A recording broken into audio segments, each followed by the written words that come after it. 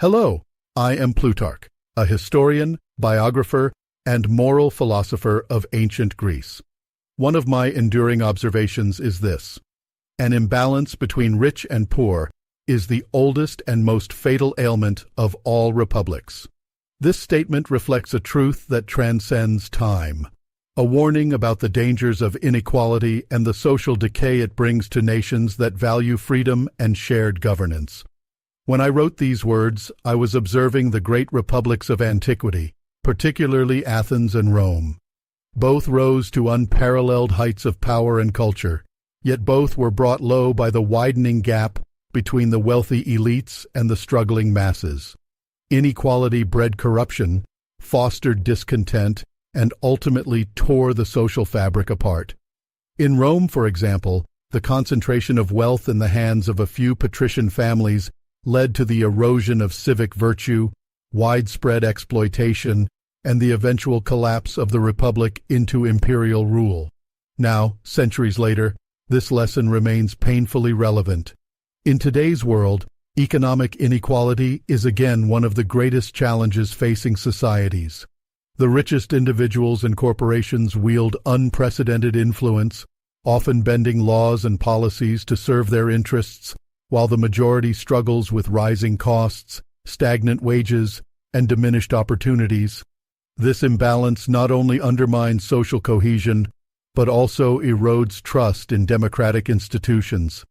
People lose faith in systems that seem to favor the powerful at the expense of fairness and justice. The problem is further exacerbated in our age of rapid technological advancements and globalized economies.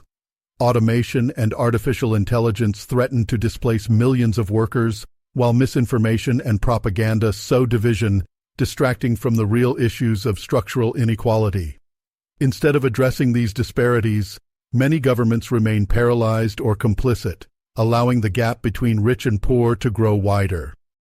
The solution lies in recognizing that no republic can endure without balance. Economic justice must be pursued, not as an ideal, but as a necessity for stability and peace. This requires policies that ensure fair taxation, equitable access to education and healthcare, and safeguards against the unchecked accumulation of wealth and power.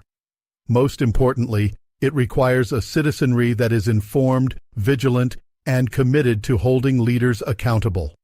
Remember, inequality is not just an economic issue, it is a moral one. A society that allows its people to suffer under the weight of imbalance is one that invites its own downfall. Let my words serve as a reminder that the survival of a republic depends on its ability to bridge the divide between rich and poor, fostering unity and shared purpose. For more on how inequality and misinformation are shaping our modern world, visit information-warfare.com. Together, we can learn from history and fight for a future rooted in justice, fairness, and truth. It's about time we do.